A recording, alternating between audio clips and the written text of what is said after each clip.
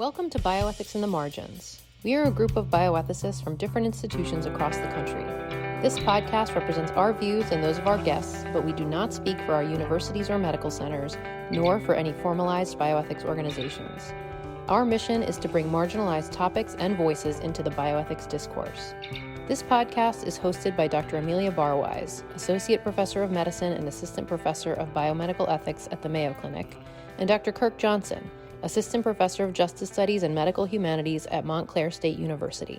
Please enjoy this conversation. So welcome to another episode of Bioethics in the Margins. And this month, we're very excited to have a librarian with us. Her name is Laureen Cantwell-Jurkovic, and she is the Head of Access Services and Outreach at Colorado Mesa University. And she's researched and published on information literacy instruction as a form of critical thinking activism within academic librarianship, librarians and institutional review boards, and other topics that pique her interest.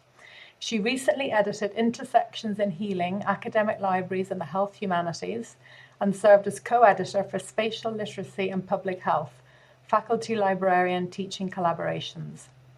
Her doctoral research, which was done and completed in 2024 at the University of Buffalo, focused on the caring labor of academic librarians engaged with reference and instruction work, and generated the theory of coactive caring for that labor. So you're very, very welcome, Laureen, and thank you so much for being here. Thank you. Thanks. I'm super excited. This is a big honor, what we're going to talk about today. Great. Well, we wanted you to come on because we really wanted to talk about the issue of book banning. And we know this is something that you have an interest in and have a lot of knowledge about. So we're looking forward to learning more. So just to start us out, can you give us an idea of the extent of book banning in public libraries and schools and how those numbers have been changing over the last few years? Sure. So just to take on the year component first, for example, in 2014, attempts to censor books, which encompasses both bans that maybe were successful as well as challenges, were 235. Total titles challenged in those attempts, there were only 183 unique titles. So there is some overlap in what gets challenged and banned at different levels. The most challenged title at that time was The Absolutely True Diary of a Part-Time Indian. Come 2020, the attempts actually, they were around the same number. The number of unique titles was actually a little bit higher, and the most challenged title at that time was Melissa, which was previously published as George. And some of these numbers were impacted due to closures during the pandemic. So we saw a little bit of fluctuation there. Then 2022, we peaked over 1,000 in terms of the attempts to censor. Titles challenged in that was nearly 7,000 and about 2,600 unique titles among there, with genderqueer as the most popular title. Numbers were roughly the same for 2023. I do think some good news here, if there's any, is that the numbers are looking a little bit down this year. But also, one of the difficult components is that these things have to be reported to ALA to actually fit into their statistics. So that's something really interesting to think about, is that it takes quite a bit of work to go into documenting all this. So the libraries have to do the work to get the stats counted. And so a friend of mine who was a teen librarian probably saw 6 book challenges between 2020 and 2023, but none of them were actually reported to ALA. So just like with a lot of other statistics, when you're relying upon reporting for the documentation of it, there are plenty of times where the numbers are actually lower than they might be in reality as well. So you're saying that it's possible the numbers are higher, it's just they weren't reported, and so we could be undercounting the number of challenge books. Absolutely. Okay. Now, we know about book bans, but you also talk, as you mentioned, there are book challenges. So what are the other ways that have been used to restrict reading material in libraries and schools? Sure. So, book challenges are essentially a step towards a ban. Things don't go from zero to banned, right? First they're challenged. So that's why we end up seeing more challenges than actual full-on censorship being successful. Um, the challenges make for work and make for fear-driven behaviors on behalf of librarians as well. So, um, what I want to pull from here is ALA's language, the American Library Association's language, that a challenge is an attempt to remove or restrict materials based on the objections of a person or a group. A banning is the removal of those items. So again, good news here, we have far fewer bans than we have challenges.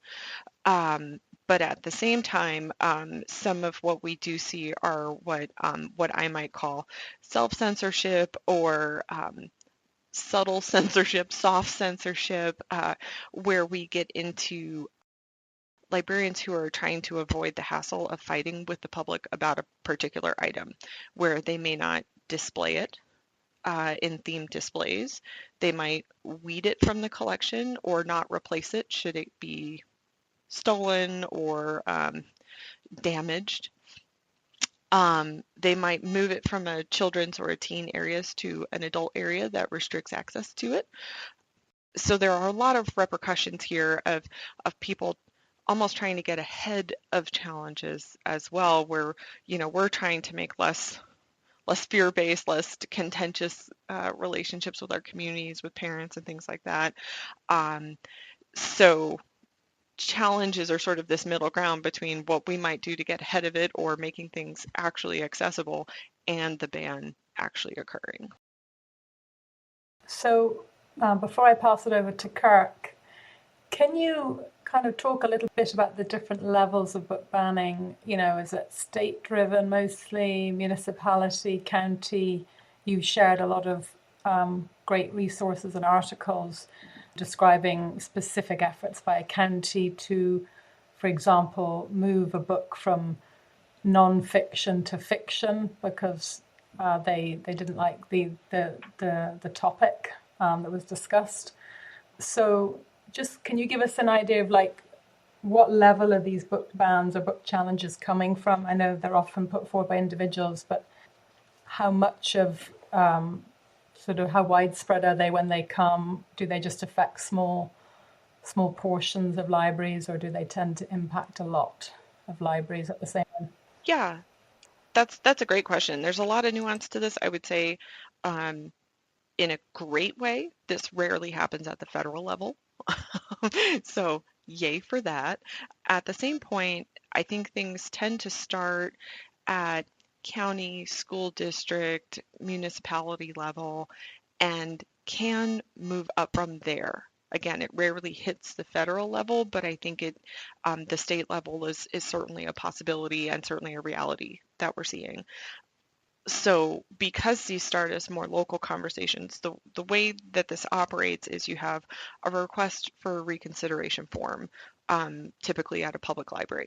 And so if someone has a complaint about something, they get that request for reconsideration form. And at least at the public library level, how this works, it goes to the librarians who do the collecting. It goes to the library board, the library director. It goes to this board of individuals who are charged with this reconsideration. They have to review the book. They have to write a formal response to the patron. It tends to be a long process that takes a good bit of time because you're trying to handle it carefully. It's it is actually a good thing that people have an option to voice these concerns, but you also have to treat them carefully. And you have to, we're taking responsibility for our collection.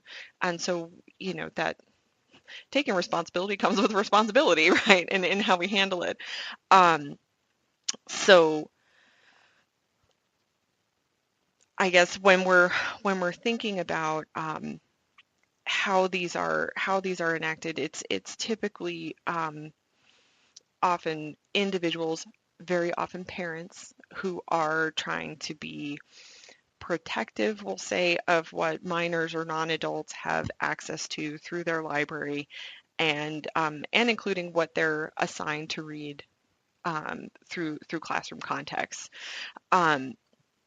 So there are some groups behind this. It's not always individuals. Moms for Liberty is a pretty well-known group, and one of the reasons why we've seen an uptick in numbers, but not necessarily a huge uptick all the time in the last 3 years anyway, in the number of unique titles, is because that's a group that passes around their list.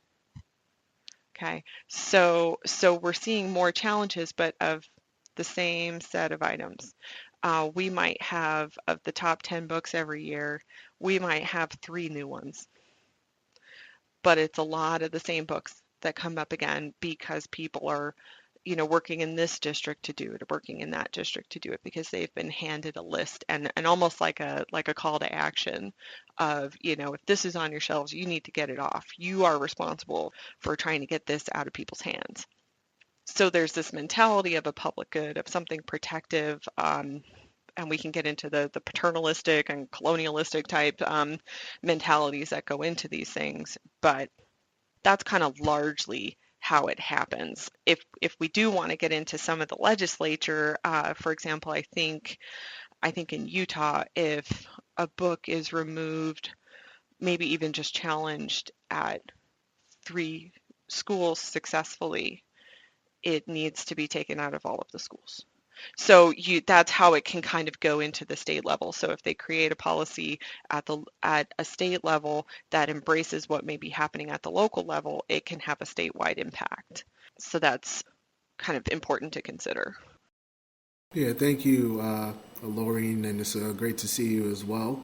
I'm just curious to have a follow-up question with what you mentioned, and my question is, I don't know if there's any statistics that you have in front of you or just off the top of your head, but I guess what percentage of those books that are being banned are those literally within the margins, since we are bioethics in the margins, are those individuals that, are, a person of color or might be part of the queer community or might be more about women, those demographics, those groups that have historically been oppressed, dehumanized, whatever particular terminology you would like to use.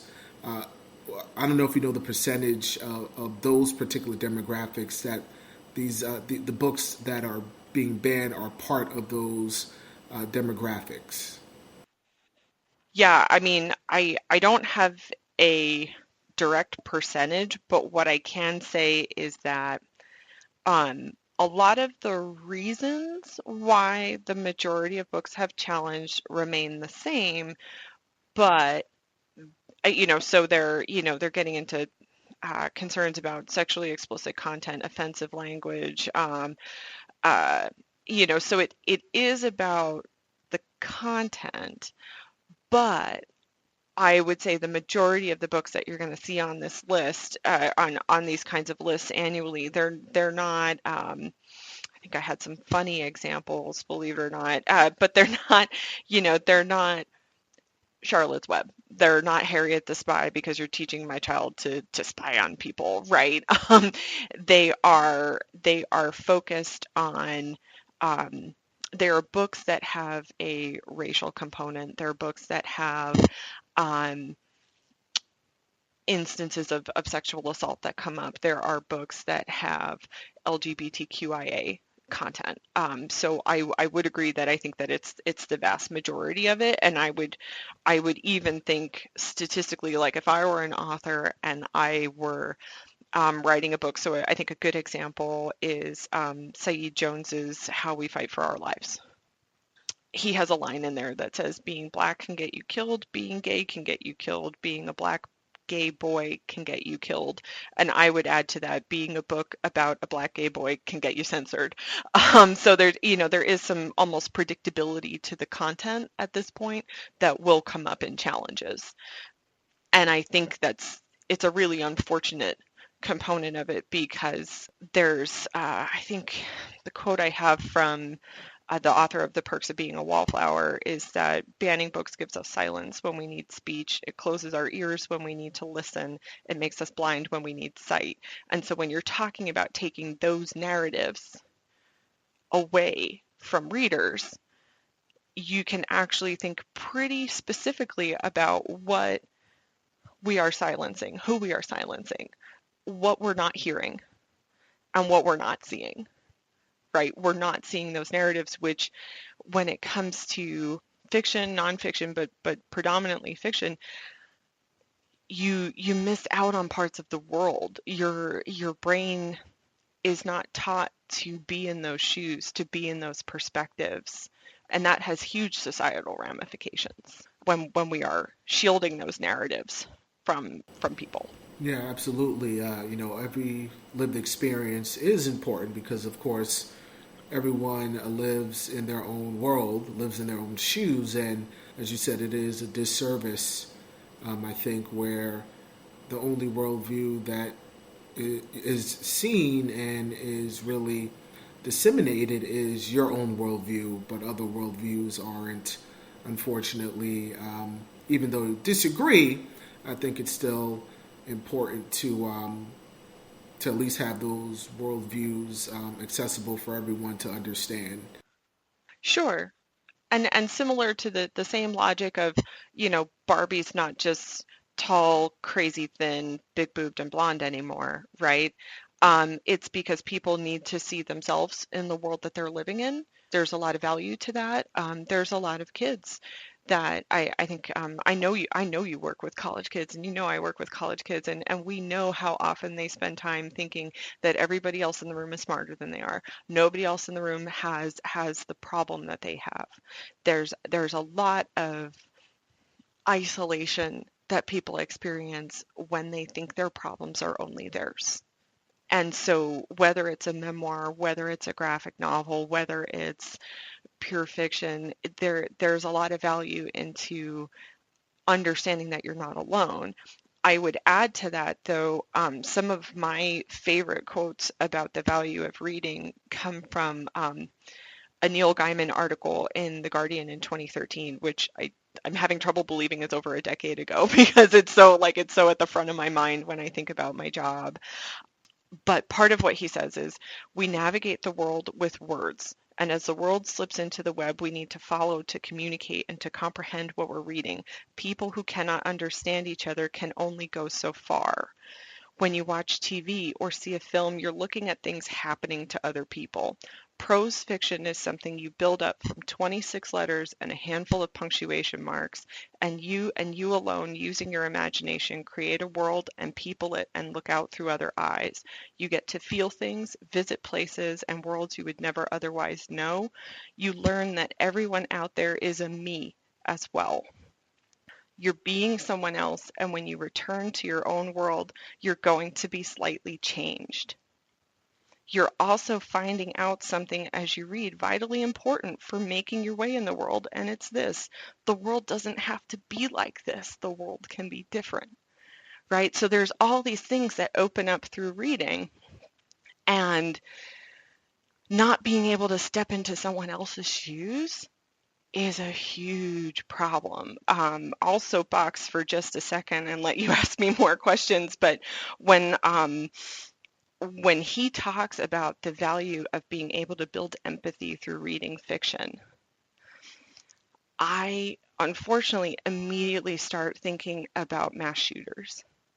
And I'm going to put some levity into this just because it hits my heart too bad, and I have to try to make something humorous happen when that happens to me sometimes. But I think about Elle Woods, right? Happy people don't kill people. I also think people with empathy for others don't take those movements, because you have to sit there and think, wow, what is this going to do to other people? And so what I would love to see people researching what happens if you had a fiction-based intervention for young males at risk. You know what I mean? To see if being able to build empathy also helps lift them up and also helps change how we think about ourselves as sort of lone wolves in society.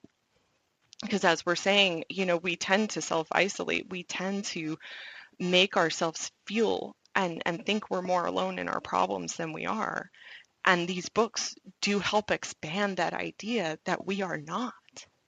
and help us look beyond that and think about other people and ways that we are part of things and envision other lives. And that's so, so important. Yeah, absolutely. And it's interesting too that you said that, because I know this is a bioethics in the margins podcast, but of course, we're not born in our professions.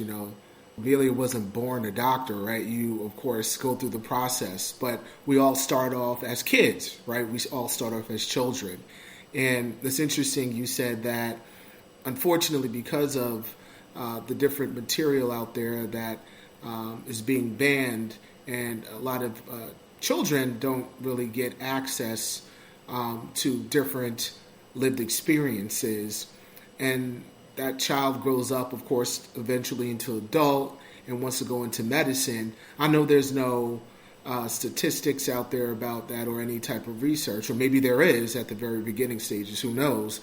But it's interesting, the humanistic dynamic of future healthcare professionals that grew up in particular school districts that had these banned books and really didn't have access to the stories of people that eventually they're going to treat, right? Eventually they're going to serve in many different capacities in the clinical setting. So, yes, this is not a traditional bioethics in the margins topic, but eventually it is interconnected in many ways in patient care and how we view the other, how we view folks that don't look like us, and really look into the shoes of that person as well. So, absolutely. Yeah, and it's fun how this dovetails with how you and I met over the health humanities book that I was working on, because absolutely, like I'm trying to find where my example is in my notes, just because it fits what you're saying very well. Because what I'm thinking of is, if you become a physician and you don't know the origins of, like the historical origins of something like gynecology, you know, I feel like, I'll say, as a woman, I feel like that's a thing I would like, in particular, a male gynecologist to be aware of and be able to contextualize when you are talking to me about my body, when you're talking about my options, when you're talking about my care and the instruments you're about to use on me and all of that. Like, I would want you to have that awareness to bring into things, because I think it should impact how you approach it. But one recent example that came up in Montgomery County of Texas was with a book called Colonization and the Wampanoag Story. This book was written by, no joke, a Native American historian, Linda Coombs, and it was anonymously challenged locally. And who got together to talk about this? Well, it was a county-appointed citizens review committee that did not have any librarians, anyone with a literature or writing background on it. And their thought was, let's shift it from nonfiction to fiction. Think about the ramifications of that, of the idea that you can take a lived experience of a people. So again, think about the experiment on female slaves that occurred, that started off gynecology, and think about if that were shifted into fiction and the impression that that would give a reader of the world around them, right? And this is legit, like, scary logic. Good news, there was a lot of backlash about that choice, because of course it hit the papers. And not only anti-censorship advocates, but plenty of others got involved in the conversation. And as of yesterday morning, they have confirmed they are keeping it in nonfiction. But just the fact that we're having this conversation about whether a Native American historian can write actual history of Native Americans in the country that was theirs, and whether we can classify that as fiction or not. That was one of the I guess weirder things I had heard lately, which I was like, I would almost rather you put it in special collections or something. Like put it in an archive where at least it feels like it's still history, but maybe it's a little harder to get to. I would never want the Native Americans of America to actually see us putting that in fiction. That would be horrifying. Yeah, absolutely. And just to shift a little bit, because definitely be on this topic for the rest of our conversation with you, and of course I'll bring it back to Dr. Barwise, my friend and colleague Amelia. I'm curious, in the past few years, are there any changes? Has this evolved in any particular way? Are there any type of books, the books that are being banned, are they changing? And also the people that are, still advocating to ban books, is that demographic changing as well, or it's basically the same type of content as you mentioned before, and the same individuals or the same group of people? I think there are some shifts to the kinds of books, but maybe not in the way that you would expect. So, I know we've talked about how some of the predominant themes and some of the prominent reasons for challenging content are sort of sticking with the same course.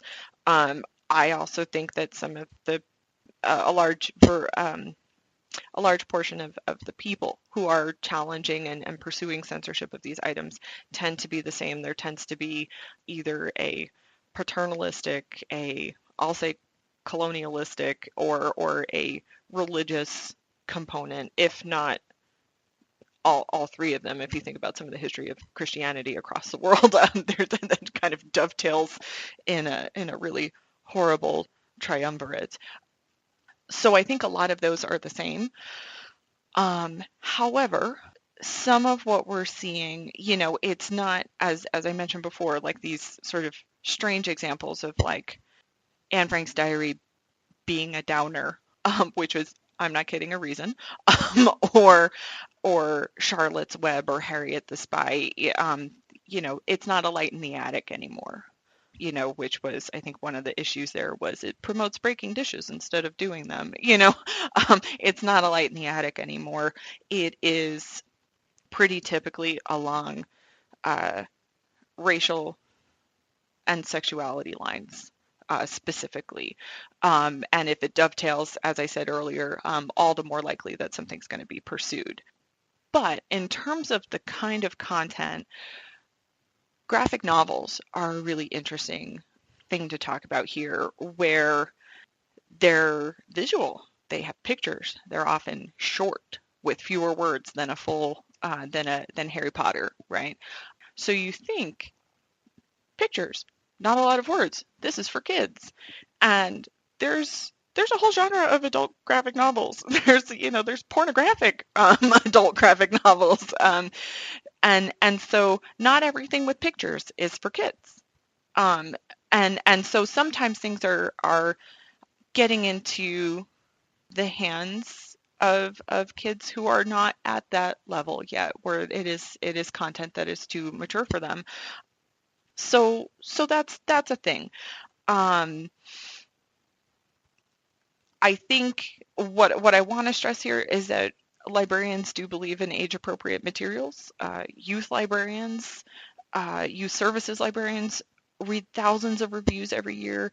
They curate things really carefully. They really actually care about kids' growth and development. That said, parents, if you're letting your kids loose in the library and they're just grabbing stuff, how much of that is on the librarian at that point? Because we buy for the whole community in a public library. So those are things to think about. And at the end of the day, what it comes down to, if you don't want your kid reading it, that's fine. But your kid is not the only kid in the community. And so if I do have a teenager who has, sexual identity questions and things like that, and I'm that parent and I want them to be able to read that, that is also a viable thing to do. One parent is not the parent of the entire community, but they may be the loudest voice. So when you have these lists being passed around, you have someone who's empowered to kind of be that voice and be that problem at your school board meeting or at meetings ahead of local elections and things like that when bills are on the docket for consideration. You have these people who can be these loud voices, but it's okay to reconsider a book. It's okay for libraries to have contentious materials to provide access to information, and we do care whether age appropriate things end up in people's hands. But that doesn't mean that there should not be a diversity of stories, that there shouldn't be a diversity of worldview that people are presented with. So I guess I would just add that that graphic novels are a good example of that. I would also add that certainly over the last, I'll say 10 years, but it's certainly ramped up over the last 5, content that addresses critical race theory has taken a lot of heat as well. This is due to whoever is being that loud voice in the community feels it's making white kids feel bad. It's emphasizing racial differences. They may think it's promoting anti-police or anti-cop mentalities. And I can give you some examples of books that fit that bill. But again, that's where the race component has a spike and sexuality components has a spike. And I would add, when we bring up the anti-cop component, authority, right? And that's what the whole theme of what's going on here is. It's these concepts of control and who has authority over what. So of course, something that questions, I'll say, a typical lens on authority, even though anyone who's read the 1619 Project knows the origin of police has a very complicated history as well, and not a fictional history. These lenses of authority really kind of come up here. So instead of Harriet the Spy, lying, it's now we're anti-cop because we highlight that there are differences in how races are treated by authority figures. Well, thank you for that. And thank you also for mentioning that story in the update that actually was able to stay. That story about how Native American men were treated was actually able to stay in the nonfiction section. So that was really a result of advocacy on the other from other perspectives. Are there any other ways that book bans can be reduced or stopped? I mean, is there legislation or other policies that can be used, or is it really down to librarians and other parents and the public kind of recognizing the importance of these materials and arguing for them to be available to the public? Yeah, that's an important thing to think through. So I am a little bit or a lot of bit of a believer, think globally, act locally. I think being a voice in your community is hugely important. And again, these bills aren't starting at the federal level. They're starting in your county. They're starting in your school district. They're maybe escalating to your state. So just like I was at a presentation at a Constitution Day last year, I think, and someone was, talking about like, well, how can I feel like my vote makes a difference, right? And he said, honestly, vote locally.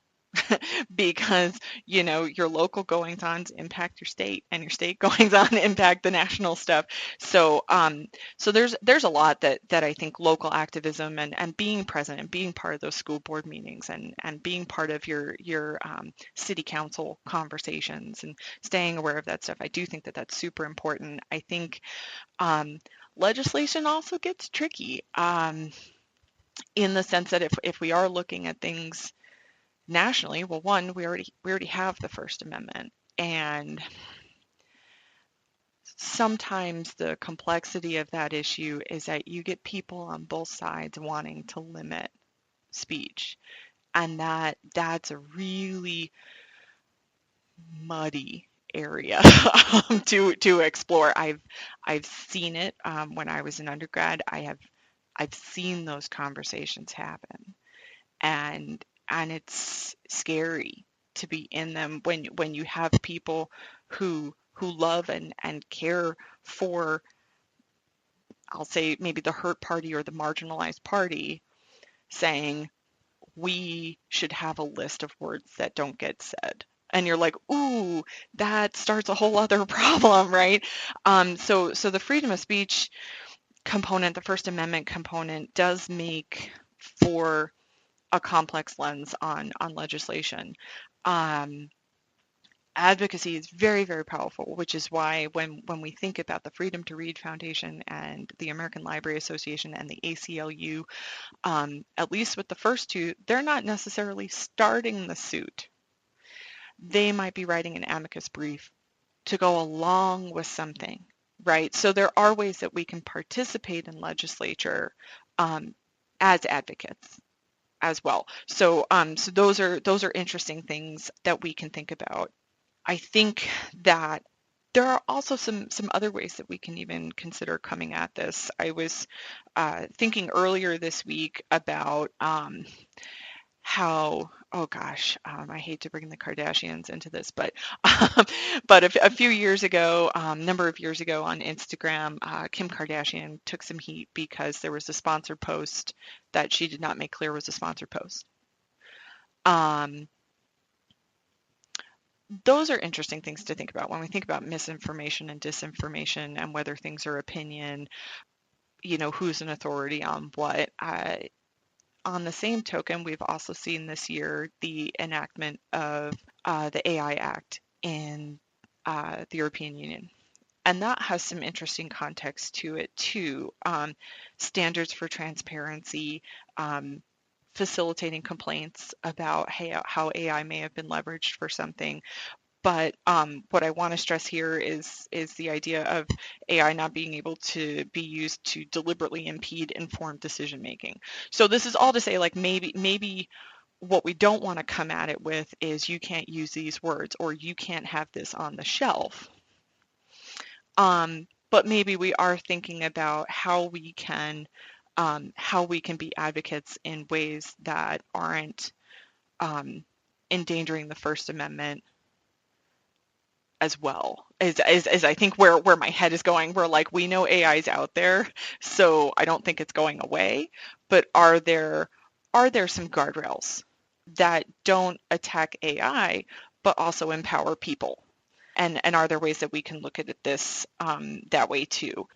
I'm trying to see if there's anything else I want to add here. I think Colorado, in terms of legislation, just put into play, because it's a 2024 Senate bill, it only requires libraries to follow their collection policy and says librarians can't be fired or sued for refusing to remove challenged books. Illinois upholds the ALA Bill of Rights. There are things that states can kind of put in their constitution that protect libraries in terms of legislation. It just so happens there's other states that are kind of going that other route too. Yeah, well, that sort of brings us to something I wanted to ask about, and that's this idea of criminalizing librarians, similar to abortion providers.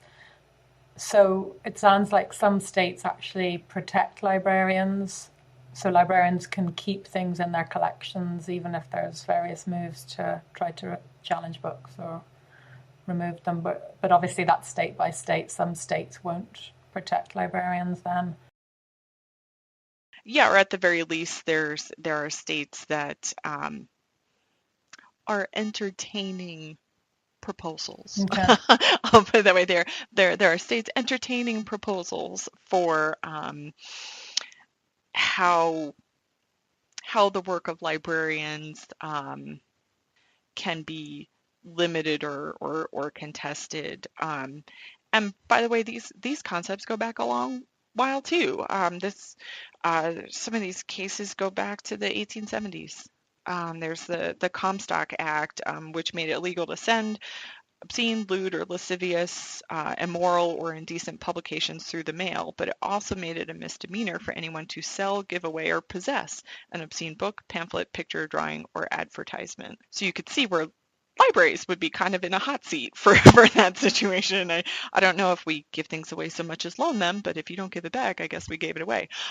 Um, so, uh, and come 1932, it was actually Random House that helped work through that. So, publishers, corporate America has some avenues here too. And that one was all about James Joyce's Ulysses, which they found a way to like have the French edition caught at customs or something, and then filed a suit that like it couldn't be banned, it's fine, and actually made it want to double check myself here. To Court of Appeals and district judges who were like, no, it's not obscene, and that became the first English speaking. We became the first English speaking country where the book was freely available. Other countries actually have problems. So like we do have some successful records of saying like, no, this book is okay. We can say that this is okay and this is allowed. But there's so much volatility now around certain topics. It's so politicized. There's power and money driving these conversations too. As I said, it's the loud voices, and typically the loudest voices in the marketplace of ideas tend to be the ones with power and money. Just to bring back I thought you just mentioned publishers. I mean, do they ever get involved in these, or do they just kind of feel that they're going to be outgunned and they may as well just not take a stand about their book? I mean, generally speaking, publishers love libraries because libraries help make readers. Libraries get books in people's hands. How many times, if you were trying to, get a local copy of Harry Potter, did you say, well, I don't want to wait 86 weeks, I'll just go buy it, right? So libraries make readers, or you find something that your kid likes and you buy them the box set, right? So there is a good relationship there. And I'll add that I had a good example of this. There was a book a couple years ago, Genderqueer, actually one of the most challenged books of the last few years. September 22, The Hill published an article noting that in the U.S. alone, in I think just May of 2022, because of all the media coverage about the challenges on it, sales increased 130%. There's scratch off calendars of banned books. People get into that. People get into knowing that they're reading something that other people might have a problem with, and they want to see why. It can be a curiosity driven thing. There's a lot of drivers for why someone might explore that content. And some of it is just to say, you're not going to tell me what to read. So we have powers as consumers. There's corporate level support. There's all sorts of different ways that we can kind of come at that issue. Yeah. Okay, and just before I hand it back again to Kirk, sort of moving a little to a different topic, you published an article called Truth or Consequences, exploring the role of librarians in nurturing critical thinking and information literacy. So can you explain those terms to us and why these skills and this way of understanding information is so important? Sure. So I'll say from criticalthinking.org, critical thinking is the intellectually disciplined process of actively and skillfully conceptualizing, applying, analyzing, synthesizing, and or evaluating information gathered from or generated by observation, experience, reflection, reasoning, or communication as a guide to belief and action. So that's a lot of words. That's a lot of verbs there. But I think some of the things I think about there is in terms of actively and skillfully conceptualizing, applying, et cetera, through evaluating information. If you've ever had to come up with like learning outcomes for your syllabus or anything, those are higher order thinking skills. So critical thinking, it becomes something that undergirds and supports these higher order thinking skills that we are really charged as citizens of a global community to use all the time, and a local community, but we are charged with using these all the time. But you need the skills to employ and deploy those responsibilities. then information literacy, and I'll bring this from the Association of College and Research Libraries, which defines it as the ability to identify when information is needed and the ability to access, evaluate, use, and understand the legal and ethical implications surrounding information. So when we're thinking about whether I, as a member of a community, have access to a particular book that I would like to read, doesn't matter, minor, whatever, like we'll just say I'm an adult, I'm a white lady, whatever. If there is an item that I want to read and I'm being told we had to take that off the shelves because it was challenged, I then should be information literate enough to say, well, I want to understand why. And I want to see if there's other ways I can get a hold of it because I still want it, to evaluate whether those reasons are appropriate or not. Do I agree with that? How do I use this information I've learned to make change locally or not? Do I want to make arguments? Do I want to go on the school board? Right? What do I do with this information? And is this legal? Is this ethical that we're making this choice? Again, these information literacy, critical thinking, they're just 2-word phrases. They sound, pretty straightforward. Then you unpack them and you realize how much of our intellectual survival depends on using these kinds of skills all the time. And that's why when we did that article, my friend Heather and I, when we did that article, it was because I kept thinking, man, these are the things that should prevent me from just going along with something, from being handed a list and being told, if these are in your library, get them out, and then following that order. There's a great quote that I found that I think kind of gets at it really well, which is that, I know it's somewhere here. I'm sorry for the weird pause.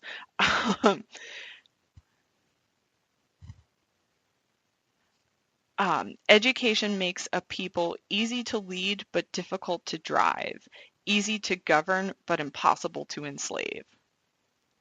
Right? So when you think about critical thinking and information literacy, those are relying upon being able to read, being able to communicate, being able to understand and consume information.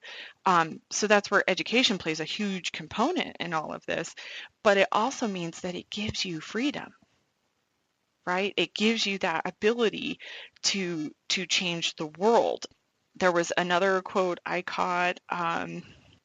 There were just like so many quotes I came across last night that I was a little overwhelmed by myself. But education is the key that unlocks the golden door to freedom. That's George Washington Carver. How many years ago, right? You have education breeds confidence. Confidence breeds hope. Hope breeds peace. That's Confucius, right? So we know the power of education and critical thinking and information literacy. We've known it for ages. But that's exactly why when you take things away from people, right? We've seen this with Jim Crow laws. We have seen this time and time again. When you take things away from people, it impedes their ability to progress. It impedes their ability to fight. It impedes their ability to make change. And as that one particular quote says, hope and peace, right? These are good things that ostensibly we all want.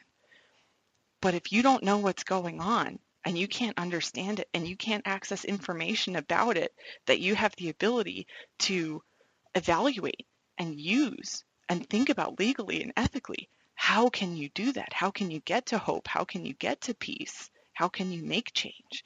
So again, these are I think deceptively simple concepts and terms that have huge societal implications.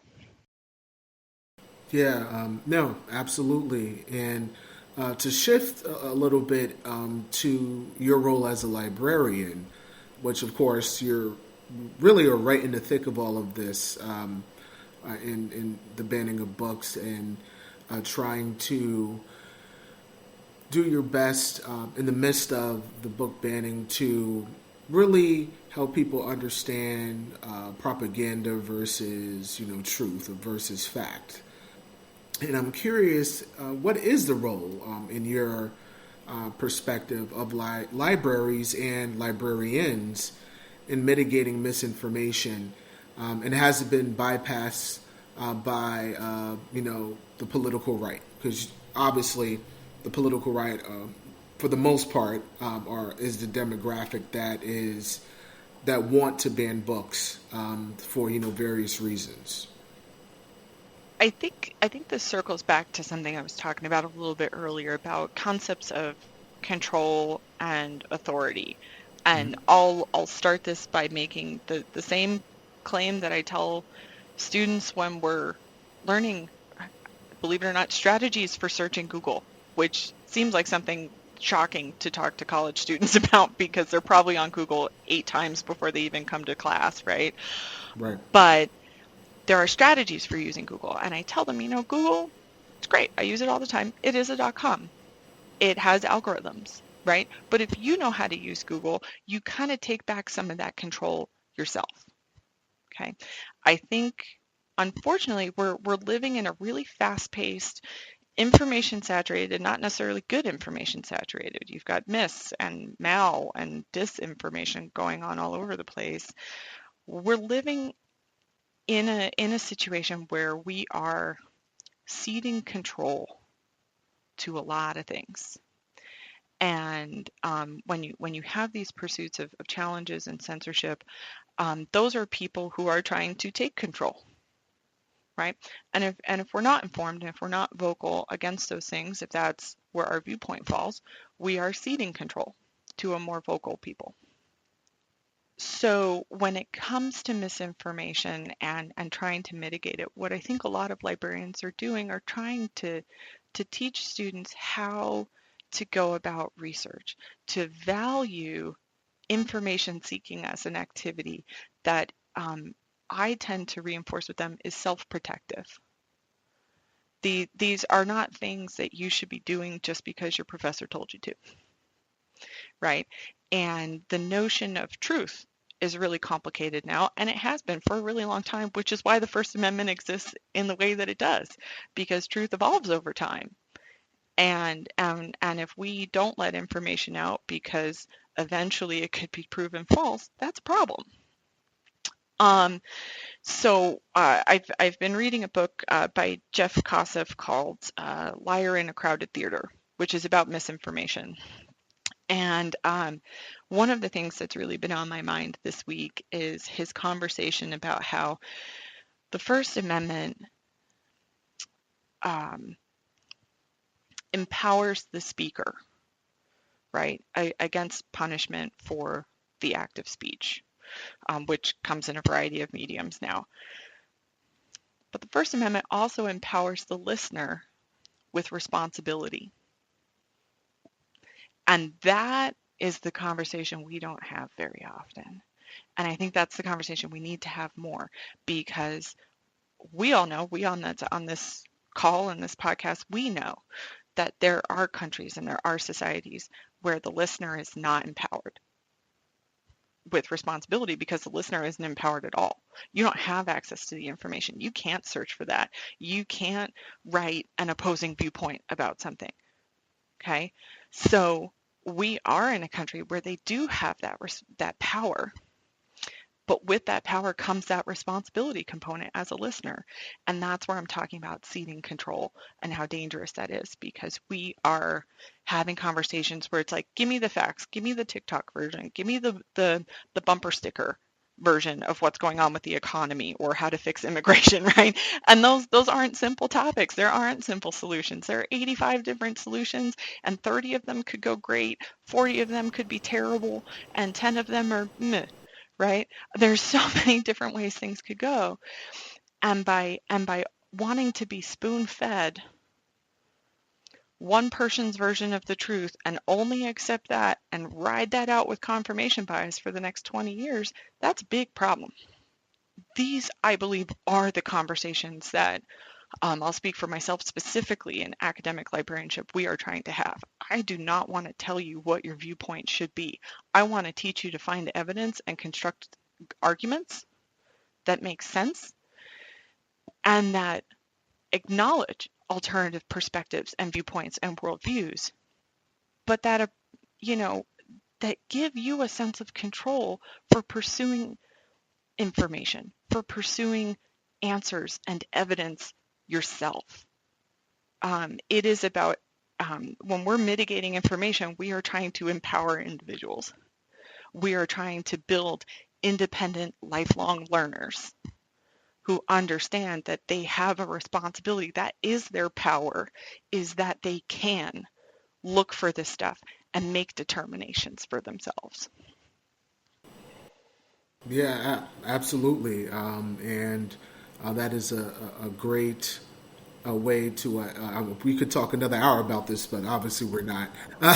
But, that's a great way to end, really empowering people to think critically and to decipher and discern information in a way that doesn't oppress them in any way or doesn't mislead them in any way, but really gives them the opportunity to make an informed decision, informed choice, informed opinions, right? Absolutely. Yeah, have an opinion. Be informed.